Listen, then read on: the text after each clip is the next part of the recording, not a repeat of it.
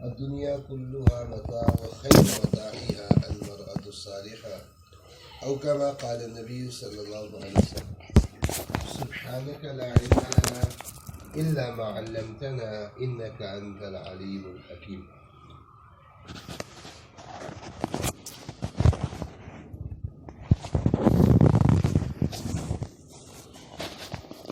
Baghdad میں ایک عورت گزری ہیں جن کا نام ہے عائشہ بنت عمران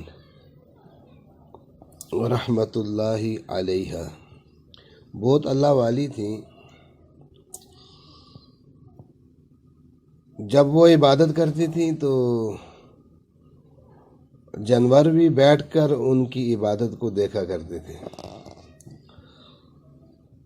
اور ایسا لگتا تھا کہ جانور بھی بیٹھ کر ان کے ساتھ اللہ کو یاد کر رہے ہیں. اور جب وہ عبادت کرتی تھیں تو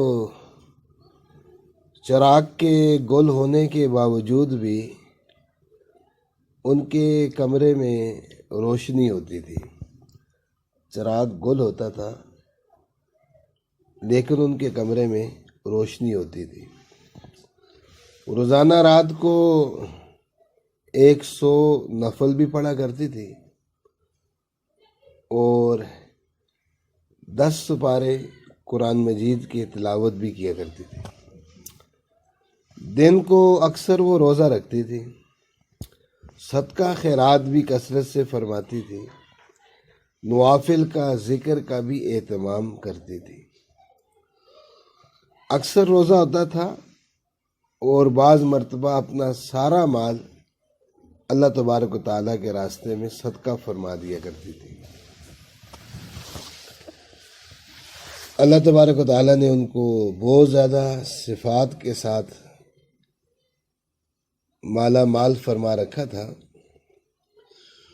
فرماتی ہیں کہ کبھی کبھی سارا مال صدقہ کر دیتی، اللہ تعالیٰ کے راستے میں دے دیتی تو خود فاقہ کی نوبت ہو جاتی تھی. جب بھوک کی شدت ستاتی تھی، تکلیف ہوتی تھی تو اللہ تبارک و تعالیٰ جنت سے ان کے لیے کھانا بھیجا کرتے تھے. جیسے کہ بعض صحابہ اکرام کے لیے جنت سے کھانا آتا تھا. ایمن رضی اللہ تعالی عنہا کے لیے جنت سے پانی آیا. ہجرت کے سفر میں روزہ تھا، افطار کا وقت تھا، بھوک بھی پیاس بھی. تو فرماتی ہیں کہ آسمان سے ایک ڈول نظر آیا، ایک رسی ہے ساتھ ڈول ہے. تو جب وہ میرے قریب پہنچا تو اس پہ پانی تھا. میں نے وہ پانی پیا، اللہ تعالیٰ نے بھوک کو بھی ختم کر دیا اور پیاس کو بھی ختم کر دیا. وہ صحابی انگور نہیں کھایا کرتے تھے، وہ انگور اللہ تبارک و تعالیٰ جنت سے ان کے لیے بھیجا کرتے تھے.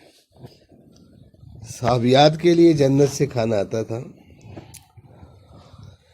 انا لکی ھذا قالت ہوا من عند اللہ. زکریا علیہ السلام جب مریم علیہ السلام کے پاس جاتے تو وہ اپنے عبادت خانے میں عبادت کر رہی ہوتی اور طرح طرح کے کھانے ان کے پاس موجود ہوتے. تو زکریا علیہ السلام ان سے فرماتے کہ یہ کھانے کہاں سے آئے ہیں؟ تو مریم علیہ السلام فرماتی کہ یہ کھانے جنت سے ہیں، اللہ نے بھیجے. تو عائشہ بنت عمران ایک بہت بڑی تاریخ ہے اور ایک بہت نیک عورت ہے کہ جن کے کمرے میں چراغ گول ہوتا تھا اور روشنی ہوتی تھی اور فاقہ کی نوبت ہوتی تو اللہ تعالیٰ جنت سے کھانا بھیجا کرتے تھے. ان کی عبادت کی جگہ سے خوشبو بھی آیا کرتی تھی. بعض مرتبہ ان کے گھر کی روشنی اتنی زیادہ ہوتی تھی کہ باہر محلے والوں کو، بستی والوں کو بھی وہ روشنی، وہ نور نظر آیا کرتا تھا. کسی نے ان سے پوچھا کہ آپ کو یہ مقام کیسے ملا کہ اللہ تعالیٰ نے آپ کو اتنا نور عطا فرما رکھا ہے کہ جس سے ساری بستی روشن ہو جاتی ہے اور وہ نور آسمانوں کو چھو جاتا ہے اور آپ کے لیے جنت سے کھانے آتے ہیں اور آپ کی دعائیں قبول ہوتی ہیں۔ یہ سوال ہوا ان سے کہ یہ مقام آپ کو کیسے ملا؟ تو وہ فرمانے لگی کہ میں نے ہمیشہ اپنے خاوند کی اطاعت کی ہے، اور میری ایک پھوپھی بیمار تھی، میں نے 27 سال ان کی خدمت کی ہے۔ ان دو باتوں کے صدقے میں اللہ تبارک و تعالیٰ نے مجھے یہ مقام عطا فرمایا۔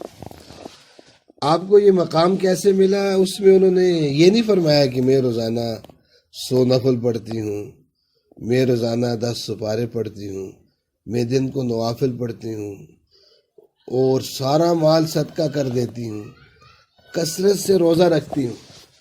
یہ بات انہوں نے نہیں فرمائی۔ پوچھنے والے نے پوچھا کہ آپ کو یہ مقام کیسے ملا؟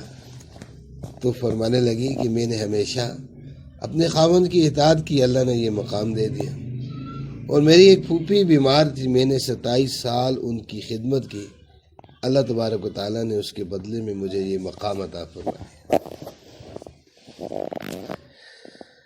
یہ ایک سمجھنے کی بات ہے، عمل کرنے کی بات ہے کہ خاوند کی اطاعت ایک بہت بڑی سعادت بھی ہے اور ایک بہت بڑی عبادت بھی ہے۔ حضور پاک صلی اللہ علیہ وسلم نے فرمایا کہ جس عورت کو خاوند کی اطاعت کرتے کرتے کرتے کرتے موت آ جائے تو مرتے ہی وہ سیدھی جنت میں چلی جاتی ہے۔ ایما امرأۃ ماتت وزوجها عنها راض دخلت الجنہ، جس عورت کو اس حالت میں موت آئی کہ اس کے خاوند اس سے راضی ہیں، آپ نے فرمایا مرتے ہی سیدھی وہ جنت میں چلی جاتی ہے۔ اور جنت میں جو مقام اللہ شہید کو عطا فرماتے ہیں، وہی مقام اللہ تبارک و تعالیٰ اس خاوند کی اطاعت کرنے والی عورت کو بھی عطا فرماتے ہیں۔ یا رسول اللہ صلی اللہ علیہ وسلم، مرد ہم سے آگے نکل گئے ہیں، جہاد میں شریک ہوتے ہیں، جمعہ میں شریک ہوتے ہیں، جماعت میں شریک ہوتے ہیں، جنازہ میں شریک ہوتے ہیں،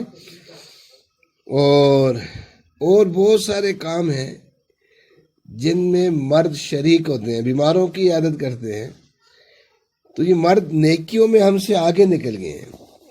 اللہ تبارک و تعالیٰ ہمیں بھی نیکیوں میں ایک دوسرے سے آگے نکلنے کی توفیق عطا فرمائے۔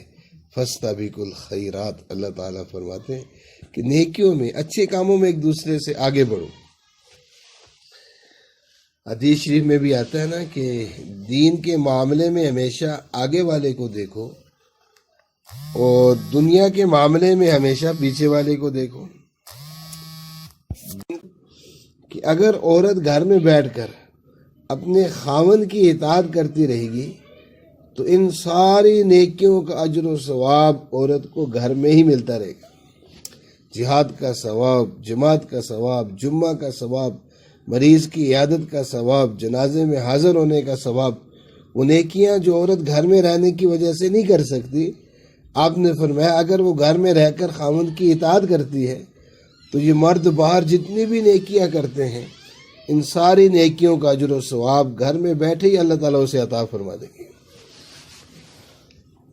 اس سے آپ اندازہ لگائیں کہ خاوند کی اطاعت، خاوند کی خدمت، یہ کتنی بڑی سعادت ہے اور کتنی بڑی عبادت ہے۔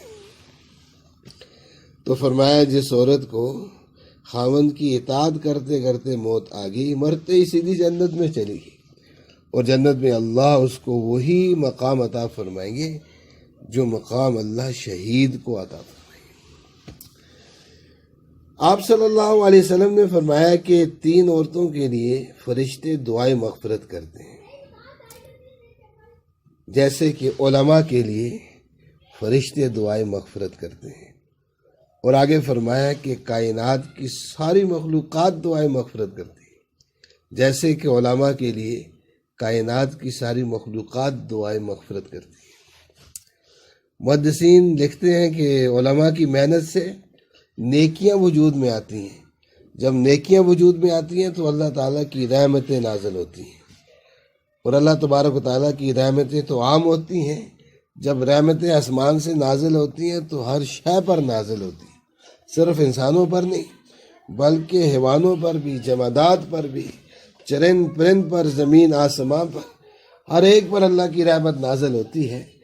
تو وہ خوش ہو کر کہ یہ علماء کی محنت کا نتیجہ تھا، نیکیاں وجود میں آئیں، اللہ کی رحمتیں نازل ہوئیں، اور وہ خوش ہو کر ان رحمتوں کو سمیٹتے ہوئے کائنات کی ہر چیز علماء کے لیے دعائیں مغفرت کرتی۔ ایسے ہی فرمایا یہ تین عورتیں ایسی ہیں، ان کے لیے یہ کائنات کی ہر شے، ہر مخلوق دعائیں مغفرت کرتی ہے۔ ایک وہ عورت جو حیا کے ساتھ زندگی گزارتی ہے، ایک وہ عورت جو خود بھی دین سیکھتی ہے، اوروں کو بھی سکھاتی ہے، اور ایک وہ عورت جو گھر میں اپنے خاوند کی اطاعت کرتی ہے۔ کتنا بڑا مقام ہے کہ گھر میں خاوند کی اطاعت کرتی ہے، اللہ تبارک و تعالیٰ کی ساری مخلوقات اس کے لیے دعائیں مغفرت کرتی ہے۔ تو یہ ایک بہت بڑا عمل ہے، اللہ تبارک و تعالیٰ ہمیں اس کی توفیق عطا فرمائے۔ قاضی شریخ جو تھے رحمۃ اللہ علیہ، یہ بہت بڑے عالم تھے، مجتہد تھے، تابعی تھے۔ حضرت سیدنا علی مرتضیٰ کرم اللہ وجہہ کا زمانہ انہوں نے پایا۔ بہت سارے واقعات ہیں ان کے، اور اب بھی جو قضات ہیں، قاضی ہیں، وہ ان کے فتووں کا، ان کے فیصلوں کا مطالعہ کرتے ہیں۔ تو قاضی شریخ رحمۃ اللہ علیہ سے کسی نے پوچھا کہ آپ کے گھر کا کیا حال ہے؟ تو فرمانے لگے میرا گھر تو جنت ہے۔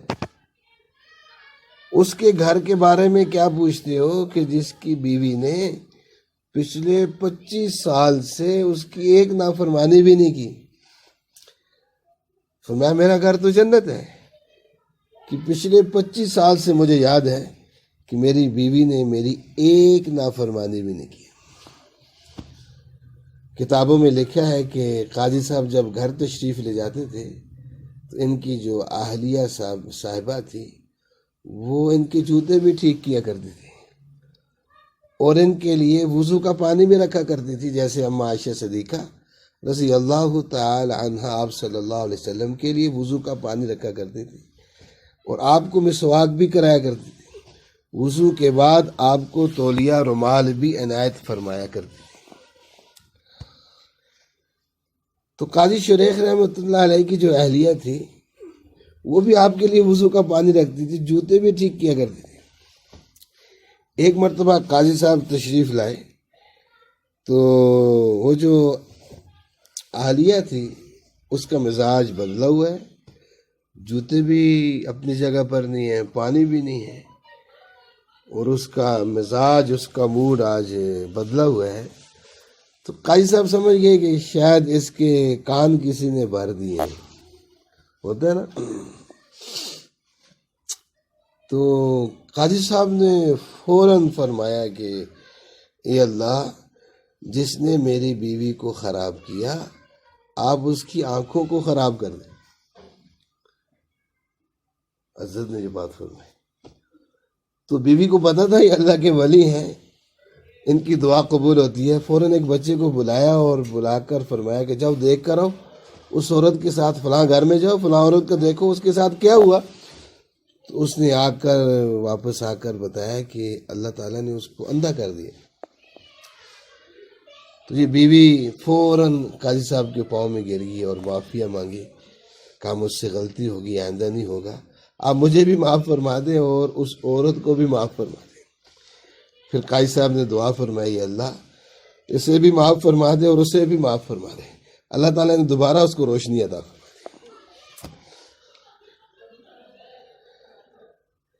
بہرحال قاضی صاحب سے کسی نے پوچھا کہ آپ کے گھر کا کیا حال ہے؟ تو فرمانے لگے میرا گھر تو جنت ہے۔ اس کے گھر کے بارے میں کیا پوچھتے ہو کہ جس کی بیوی نے پچھلے 25 سال سے اس کی ایک نافرمانی بھی نہیں کی۔ ایک مرتبہ بیوی نے پوچھا قاضی صاحب سے کہ حضرت آپ بازار گئے ہیں تو کتنی عورتوں کو دیکھ کر آئے؟ آپ بازار گئے ہیں تو کتنی عورتوں کو دیکھ کر آئے؟ تو قاضی صاحب نے فرمایا اللہ کی بندی، گھر سے گیا تھا تجھے دیکھ کر، اور واپس آیا ہوں تجھے ہی دیکھ رہا ہوں. گھر سے گیا تھا تجھے دیکھ کر اور واپس آیا ہوں تجھے ہی دیکھ رہا ہوں. یعنی پورے بازار میں ایک بد نظری بھی نہیں ہوئی. اللہ تعالی ہمیں اس کی توفیق عطا فرمائے. رابعہ بصریہ رحمۃ اللہ علیہ اچانک نگاہ اٹھ گئی، ارادہ نہیں تھا. اور آپ کو یہ بات معلوم ہے کہ بلا ارادہ نگاہ اٹھ جائے تو اگر نگاہ کسی غیر محرم پر پڑ جائے اور آدمی فوراً نگاہ کو پھیر لے تو اس پر گناہ نہیں ہوتا ہے. تو حضرت رابعہ بصریہ رحمۃ اللہ علیہ اچانک نگاہ اٹھ گئی اور ایک غیر محرم پر پڑ گئی تو اتنا صدمہ ہوا، اتنا دکھ ہوا کہ زمین پر گر گئی. کہ بد نظری کیوں ہو گئی؟ زمین پر گر گئی. اور زمین پر گرتے ہی آپ کا بازو ٹوٹ گیا، زخمی ہو گئی. غیب سے آواز آئی، اے رابعہ، ہم آپ کو عنقریب ایسا مقام دینے والے ہیں کہ جس مقام پر فرشتے بھی رشک کریں گے. ہم عنقریب آپ کو ایسا مقام دینے والے ہیں جس مقام پر فرشتے بھی رشک کریں گے. آپ اپنے گھر میں آرام فرما رہی تھی تو ایک چور آ گیا. وہ جو چیز بھی اٹھاتا تھا اندھا ہو جاتا تھا، جو چیز اٹھاتا اندھا ہو جاتا، رکھتا تو اس کی آنکھوں کی روشنی ٹھیک ہو جاتی تھی. تو وہ ڈر گیا، وہ ڈر کر فوراً گھر سے بھاگا اور باہر نکلا. تو جب باہر نکلا تو غیب سے آواز آئی، ایک دوست سویا ہوا ہے دوسرا تو جاگ رہا ہے. ایک دوست سویا ہوا ہے، دوسرا کون ہے؟ اللہ ہے. ایک دوست سویا ہوا ہے دوسرا تو جاگ رہا ہے. یہ نظر کی حفاظت کی برکات ہیں. تو کہا اللہ کی بندی، گھر سے گیا تھا تو تجھے دیکھ کر گیا تھا، واپس آ رہا ہوں تو تجھے ہی دیکھ رہا ہوں. تو وہ عورت جس کو اس حالت میں موت آ جائے کہ اس کے خاوند اس سے راضی ہو، مرتے ہی سیدھی جنت میں چلی جاتی. تو عائشہ بنت عمران رحمۃ اللہ علیہ سے پوچھا گیا کہ یہ مقام آپ کو کیسے ملا؟ تو فرماتی ہیں، میں نے ہمیشہ اپنے خاوند کی اطاعت کی، اور ایک میری پھوپھی تھی وہ بیمار تھی، میں نے ان کی خدمت کی، 27 سال خدمت کی. ایک کتاب میں لکھا ہوا تھا 40 سال خدمت کی. ہمیں اللہ تعالیٰ معاف فرمائے، بڑوں کی کوئی 1-2 سال خدمت، 1-2 مہینے خدمت کرنی پڑ جاتی ہے نا تو پتہ نہیں کیا کیا ہو جاتا ہے، کیا کیا ہو جاتا ہے. اور 1-2 مہینے خدمت کرتے ہیں تو کہتا ہے جی ہم نہیں سنبھالا تھا ان کو، جی ہم نہیں، ساری زندگی انہوں نے سنبھالا. اب کہتا ہے میں نے ماں باپ کو میں نے سنبھالا ہے. 1-2 مہینے 5-6 مہینے خدمت کی ہے، 1 سال خدمت کر لی ہے، 2 سال خدمت کر لی ہے. کہتے ہیں ماں باپ کو سنبھالا میں نے جی، جبکہ ساری زندگی ماں باپ اسے سنبھالتے ہیں. اس سنبھالنے کے قابل بھی اس کو ماں باپ نے بنایا. تو ہمیں تو 1-2 مہینے کی خدمت کا موقع مل جاتا ہے تو ہم گھبرا جاتے ہیں، پریشان ہو جاتے ہیں، جبکہ خدمت سے گھبرانا نہیں چاہیے، پریشان نہیں ہونا چاہیے. اللہ آپ کو بہت کچھ دینا چاہ رہے ہیں. اللہ تعالیٰ سے عافیت مانگنی چاہیے، اپنے لیے بھی اپنے بڑوں کے لیے بھی، کہ کوئی محتاجگی نہ آئے، کوئی بیماری نہ آئے، کوئی آزمائش نہ آئے. اللہ تعالیٰ سے عافیت ہر وقت مانگنی چاہیے، خاص طور پر اس دور میں کہ جب سگی اولاد بھی نہیں پوچھتی. اس دن ایک بزرگ کا فون آیا، کہنے لگے کہ میں وضو نہیں کر سکتا ہوں، مجھے فالج ہوا ہے، دوبارہ فالج ہوا ہے، تو میں وضو نہیں کر سکتا ہوں. تو تہجد میں یہ تیمم کر لیا کروں اور یہ ہاتھوں پہ کیا ہوتا ہے، دستانے نہ اتارا کروں. تو میں نے کہا جی ٹھیک ہے، آپ تیمم کر لیا کہ نہ اتارا کریں. پھر کہنے لگے فجر میں وضو کرتا ہوں تو جرابیں نہیں اتار سکتا ہوں، تو جرابوں پر مسح کر لیا کروں. تو میں نے ان سے ایک سوال کیا کہ بابا جی، میرا تعارف تھا ان کے ساتھ، وہ ہمارے درس میں بیٹھتے ہیں سلہاٹ میں. میں نے ان سے کہا بابا جی آپ کے پاس کوئی ہوتا نہیں ہے جو آپ کو وضو کرا دے، آپ کی جرابیں اتار دے؟ تو وہ رونے لگ گئے. کہنے لگے ایک بیٹے کو انجینئر بنایا ہے تو وہ تو آتا ہی دیر سے ہے، اور سوتا بھی دیر سے ہے اور اٹھتا بھی دیر سے ہے، بس سلام کر کے چلا جاتا ہے، اور دوسرے کو ڈاکٹر بنایا اس کا بھی یہی حال ہے، وہ ساتھ رو بھی رہے تھے۔ اب تو سگی اولاد بھی پوچھنے کے لیے تیار، خوش نصیب ہیں وہ لوگ جن کو اللہ ایسی اولادیں عطا فرماتے ہیں کہ وہ اولادیں اپنے ماں باپ کی خدمت کو سعادت سمجھتی ہیں۔ تو عافیت مانگنی چاہیے، لیکن کبھی بڑوں کی خدمت کا موقع مل جائے تو اس کو ہاتھ سے ضائع نہیں کرنا چاہیے۔ یہ بہت بڑی سعادت ہے، یہ بہت بڑی نعمت ہے۔ اللہ تعالیٰ دنیا آخرت میں آپ کو بہت کچھ دینا چاہ رہے ہیں۔ آپ نے فرمایا شہادت ایک ایسی نیکی ہے جو خدمت سے آگے نکل جاتی ہے، اس کے علاوہ کوئی اور نیکی ایسی نہیں ہے جو خدمت سے آگے نکل سکے۔ یعنی ہر نیکی سے بڑا ثواب، ہر نیکی سے بڑا ثواب خدمت کا ثواب ہے۔ یا رسول اللہ صلی اللہ علیہ وسلم، اس شخص نے 1 سال جہاد کیا ہے، اور اس طرح جہاد کیا ہے کہ یہ ساری رات جاگتا رہا ہے اور دن کو روزہ رکھ کر دشمن سے لڑتا رہا ہے۔ آپ نے فرمایا کہ اس کی خدمت کون کرتا تھا؟ اس کی اور اس کے گھوڑے کی خدمت کون کرتا تھا؟ یا رسول اللہ فلاں فلاں فلاں اس کی اور اس کے گھوڑے کی خدمت کرتے تھے۔ تو آپ نے فرمایا وہ خدمت والے اس سے آگے نکل گئے۔ تو خدمت ایک بہت بڑی سعادت ہے، بہت بڑی سعادت ہے۔ جو کسی کی حاجت پوری کرتا ہے اللہ اس کی حاجتیں پوری کرتے ہیں، جو کسی کی حاجت پوری کرتا ہے اللہ اس کی حاجتیں پوری کرتے ہیں۔ تو اللہ تبارک و تعالی ہمیں عافیت نصیب فرمائے۔ تو عائشہ بنت عمران نے کہا کہ یہ مقام کہ میرے لیے جنت سے کھانا آتا ہے اور میرے کمرے میں جنت کی خوشبو رہتی ہے، اور چراغ گل ہو جائے پھر بھی نور رہتا ہے، اور نور بستی کو بھی روشن اور منور کر دیتا ہے، یہ مقام مجھے کیوں ملا؟